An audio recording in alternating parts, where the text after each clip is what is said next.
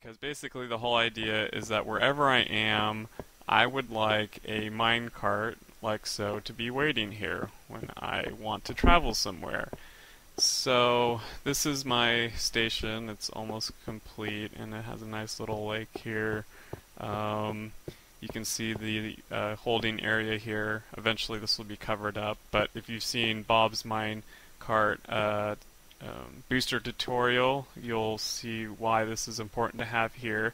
I'd highly recommend you YouTube search for Bob's Minecart uh, booster tutorials.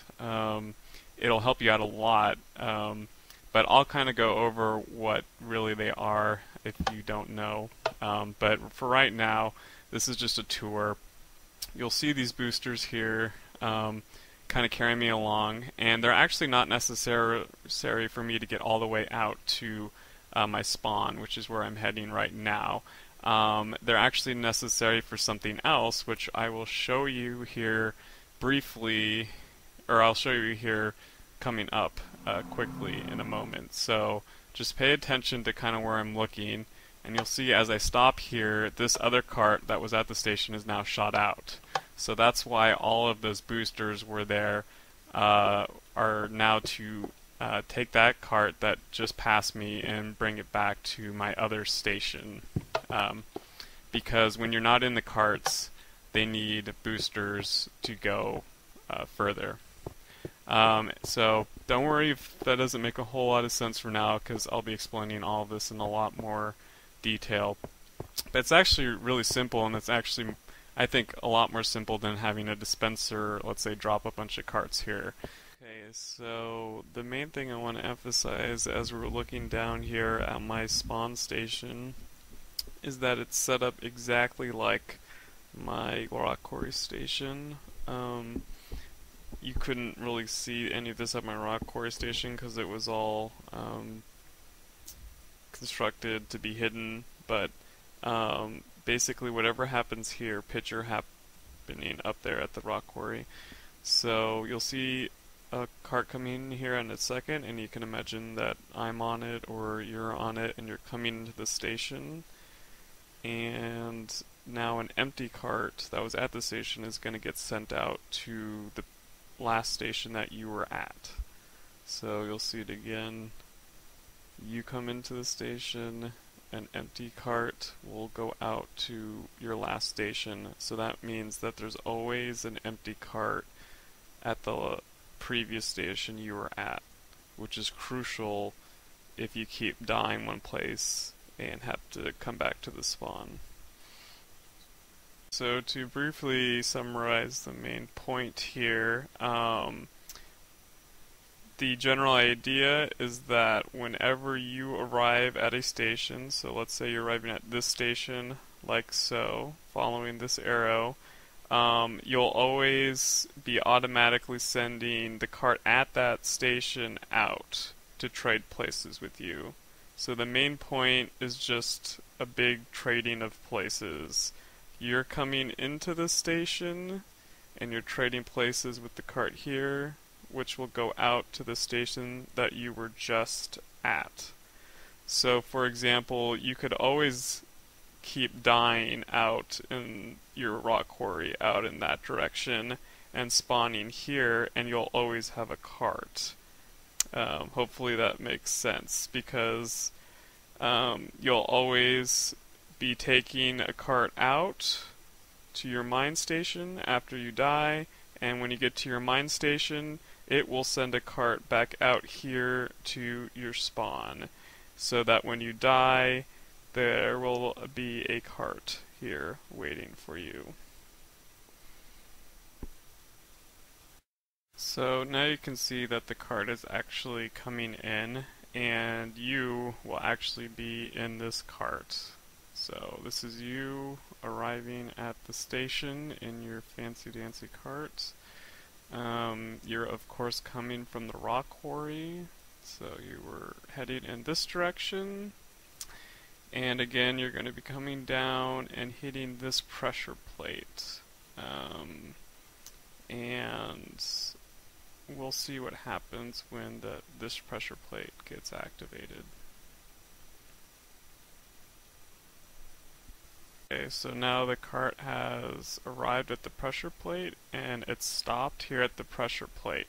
So it's going to wait here, and you, the minecart rider, will just be sitting out here hanging out while this junction gets changed. So I don't know if you saw that. It kind of happens fast, but basically um, the pressure plate here, where the card is, activates a redstone that comes here and changes this junction, and it also goes out and changes a junction back here.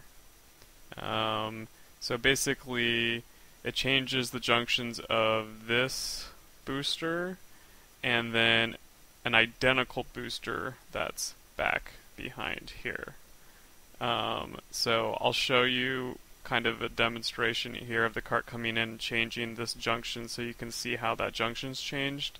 But Bob's Mine cart booster tutorial also goes over this, but you can see this in action here.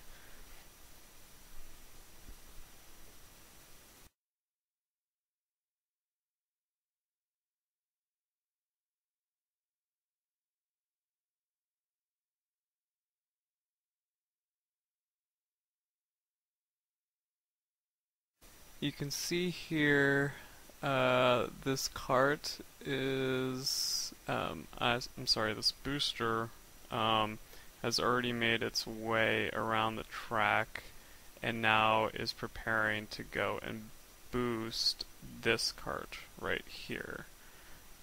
So it's still making its way, but in the meantime, this booster cart right here has already come from uh, the other booster area, which is crucial because this needs to happen first before this gets boosted, or else this cart's going to come here and crash into that cart right there. You don't want that. So it needs to be timed right, but you'll figure it out once you build it. But again, it's a really easy system. There's no and or not or gates. It's just redstone that connected to this junction and redstone that connected to this junction just in a straight line. And now both boosters, this booster here and this booster car here, are coming out to boost this cart, which you are in, and this cart, which is going to head out to the other station. Okay, so you can see here now the cart that was waiting at the station when you arrived is now on its way out. So it's now heading out to the rock quarry. And that's because, again, the booster came around and nudged it in this direction and now headed back to a booster holding area that you can't see that's back here. And that booster holding area, again, looks exactly like this booster holding area right there. This booster cart right here is still boosting you along, and then it'll eventually head back to its holding area, which goes like this in that direction. Okay, that does it for part 1 of this tutorial. Thank you for watching. In part 2, I'll just be heading back out to my rock quarry station, perhaps to make it clear for those of you who might not still get it.